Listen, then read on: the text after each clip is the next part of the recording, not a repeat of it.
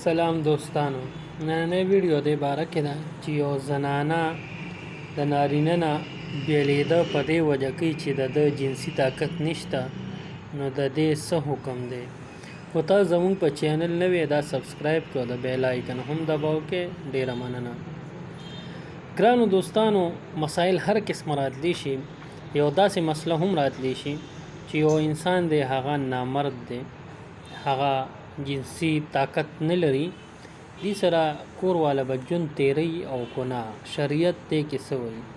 یو خو زمونږ د پښتنو په دغه کې دی چې زمونږ حکیمان یو موږ له ډېر داسې مسایل راځي چې زمونږ زنانه چې کوم دي ډېرې حیاناکې فردناکې او ډېر الله ولا صبر ورکړی دی.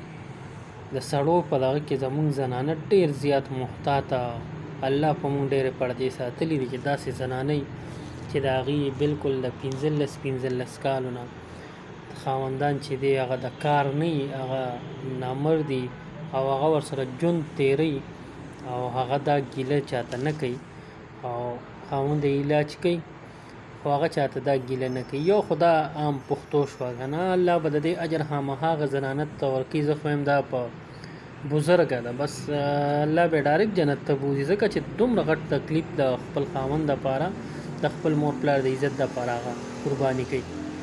خو د شریعت هم څه تقاضي دي، څه مسله ده، ځکه چې څنګه یو نارینه ځان نشي کنټرول کولی او جنسي خواهشات د یو فطري عمل دی چې دا د ته تسکین ورکړي شي، نو الله دې کلاریږي. داسې د زنانه هم دي. نو په دې کې علما مختلف قسمه بیانونه کوي، خو د شریعت چې کوم ټول علما په متفق دي هغه دا دي چې دا سړی به ځان له علاج کوي، نو دا ښځه به ورته 2 کالو پورې ګوري. کو دې 2 کالو کې دی د جما قابل شو او جنسي قوت باندې قادر شو، د جنسي طاقت چې دی نو هغه بحال شو، نو خو دا ښځه به ورسره بیا خپل ژوند تیری.